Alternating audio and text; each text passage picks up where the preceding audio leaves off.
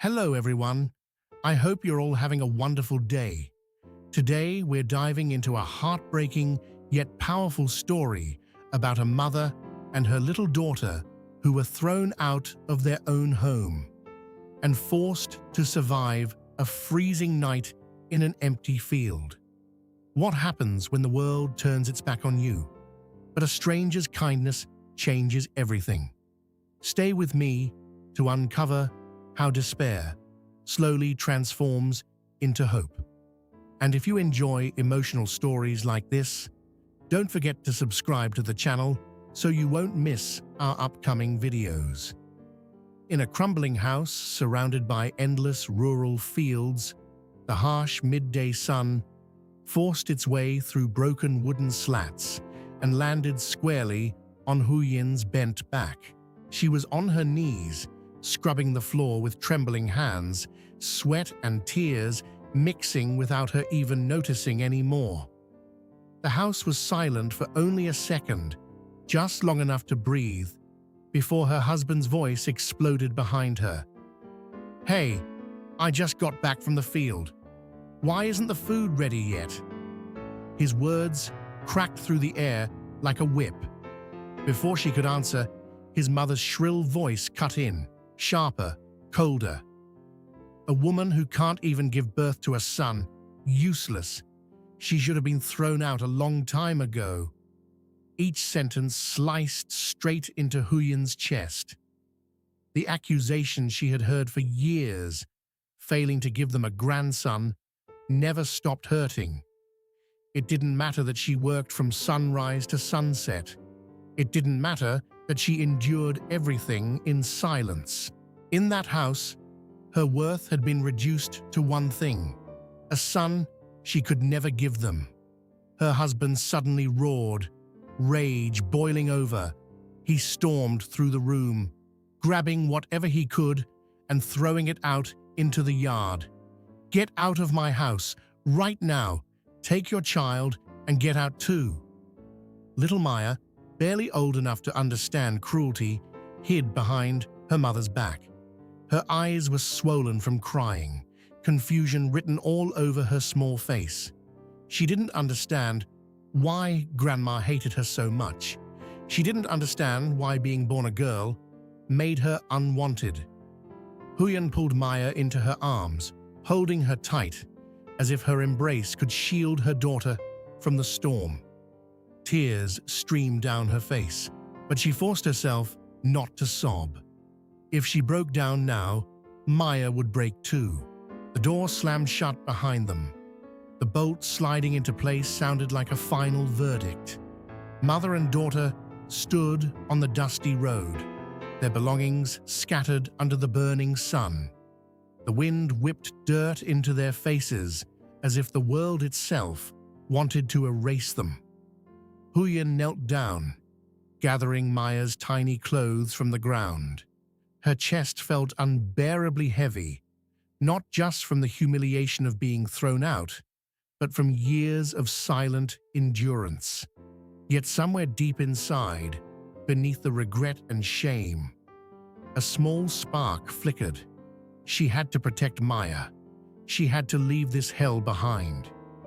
As they walked away, their small figures disappearing past the bamboo row, laughter echoed faintly from the house that once called itself family. But with every step forward, something else began quietly forming inside Huyin, the fragile thread of hope. Not for revenge, not for recognition, just for freedom. By late afternoon, the wind had turned sharp and cold. Beneath the thin shade of a roadside tree, Huyen tried to gather a few sticks and start a small fire. Her hands shook as she struck the match again and again, desperate to create even a little warmth for her daughter. Maya looked up at her, voice small but painfully clear. "Mom, why did Grandma chase Maya away?" Huyan froze for a second. Then she forced a smile, brushing the hair away from her daughter's face. "It's not your fault," she whispered, even though her own heart was screaming. Maya reached up with tiny fingers and wiped her mother's runny nose. Then she carefully tried to fix a loose button on Huyen's shirt. "Let me button it for you." The gesture was clumsy, but it hit Huyen harder than any insult ever had. Her daughter, still just a child, was already trying to take care of her. The small fire finally caught. Its light flickered across Maya's innocent face, reflecting both sadness and strength. Huyen pulled her close and began humming a lullaby she used to sing back in the old house. But now, that house felt like a distant shadow, something that no longer belonged to them. The wind howled across the open fields, cold and relentless.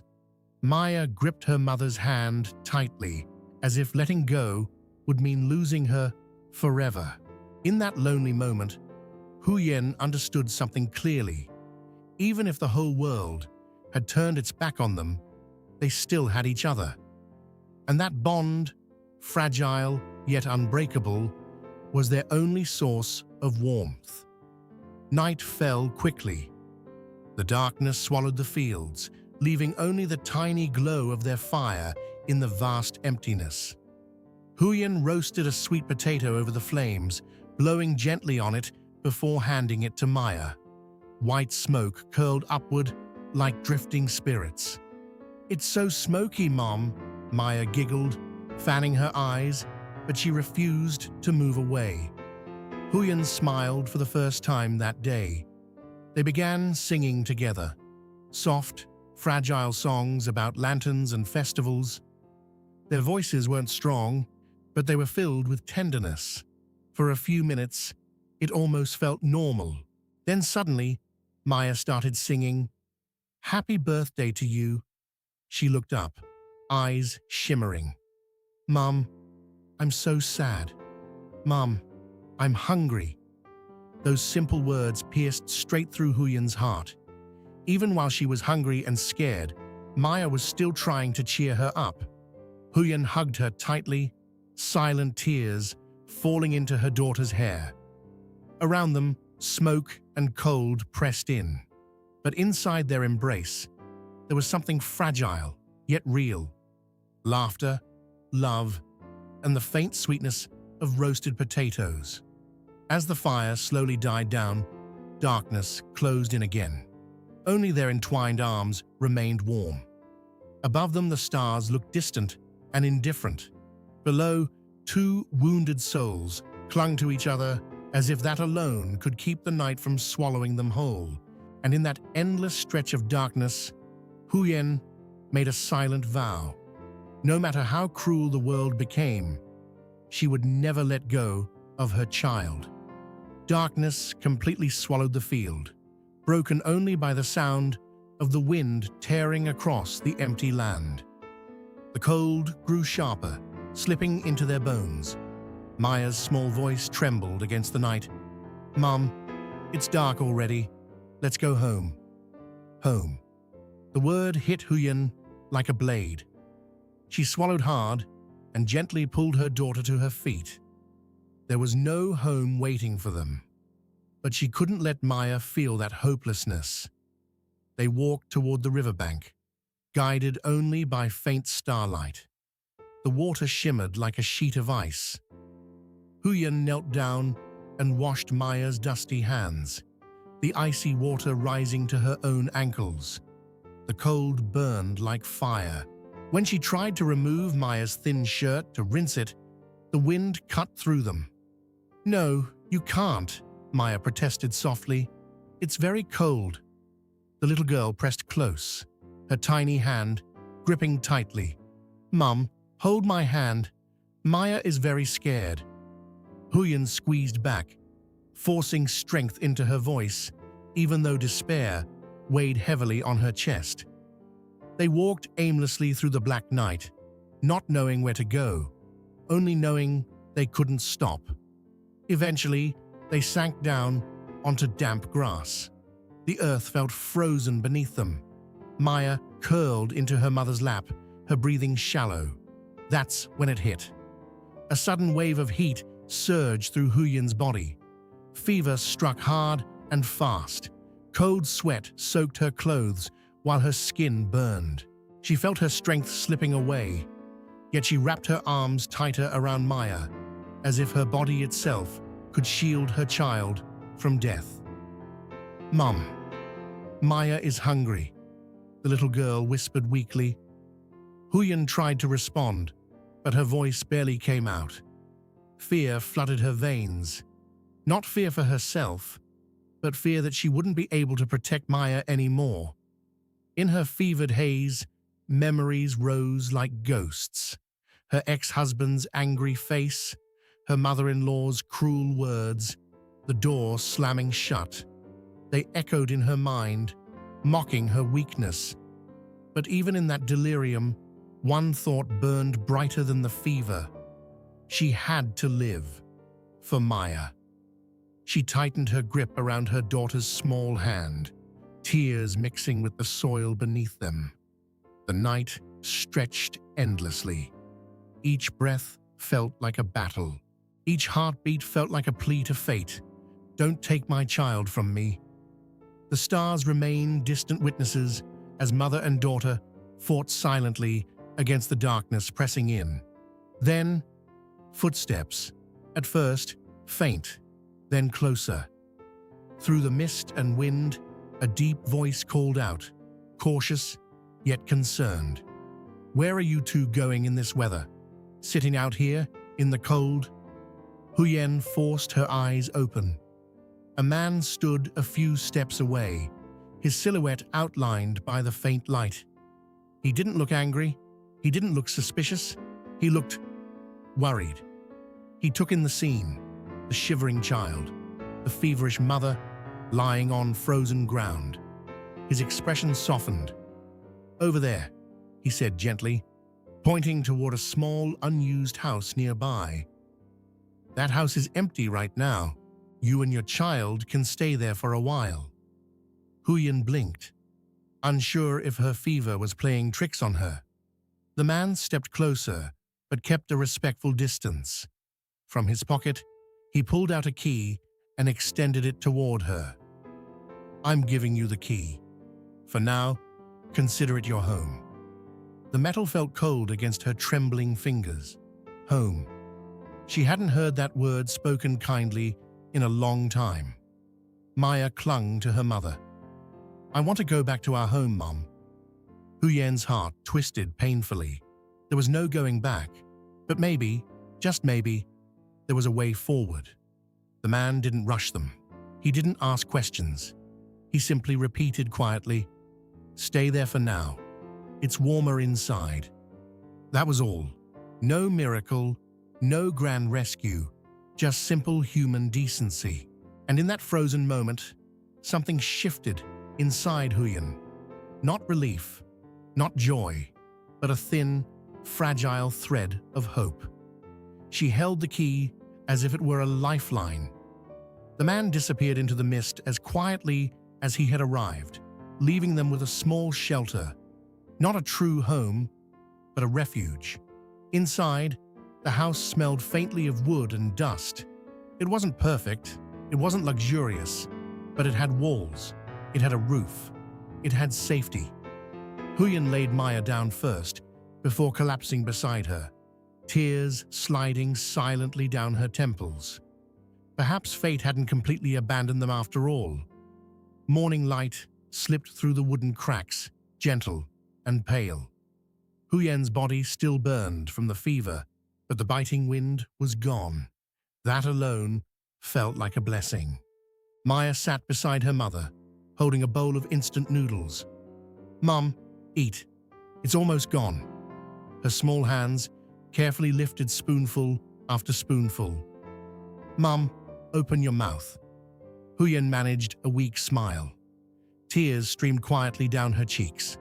Her little girl, still so young, had become her caretaker overnight. Maya wiped her mother's face with a damp cloth. "Put this on, Mom. It'll cool you down." Then she stood up with determination, far beyond her age. "I'll cook porridge for you." Huyen watched her daughter's tiny figure move around the small room, heart swelling with both pride and sorrow. Pride that Maya was so strong, sorrow that she had to be. A knock sounded at the door. The same man stepped in quietly. "You have a high fever," he said gently. "You can't lie here like this in the cold."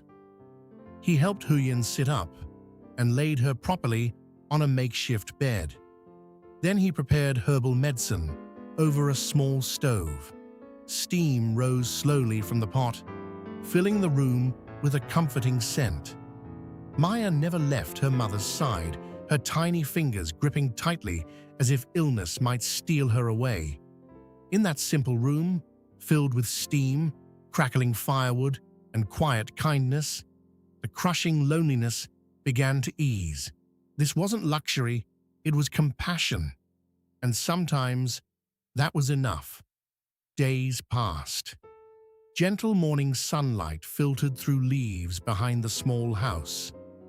The fever broke. Huyen stepped outside for the first time since that terrible night, a watering can in her hand. Behind the house was a small patch of land. Nothing special, just soil and a few growing vegetables. But to Huyen, it felt like possibility. Maya ran beside her, arms stretched wide. "This vegetable bed is yours," she laughed. "I'm watering the vegetables for you." Water splashed onto her clothes, but she didn't care. Her laughter echoed across the yard, bright and pure. Huyen watched her daughter and felt something new bloom inside her. Not fear, not regret, joy. They dug up sweet potatoes together, dirt covering their hands. Maya held the basket carefully. "Hold it steady, Mum." When the warm, sweet potatoes came out of the ground, Maya blew on one dramatically. "Blow on it so it cools." They sat near a pile of wood, sharing pieces, laughter floating into the open air. From a short distance away, the kind man watched quietly. He didn't intrude. He didn't demand gratitude. His presence was steady and calm, like an anchor. Suddenly, Maya ran to her mother and wrapped her arms around her waist. "Mom, I love you." Huyen knelt down and kissed her daughter's forehead. Tears fell again, but this time they weren't from pain. They were from gratitude, from relief, from the overwhelming realization that after humiliation, hunger, cold, and despair, they were still here, alive, together.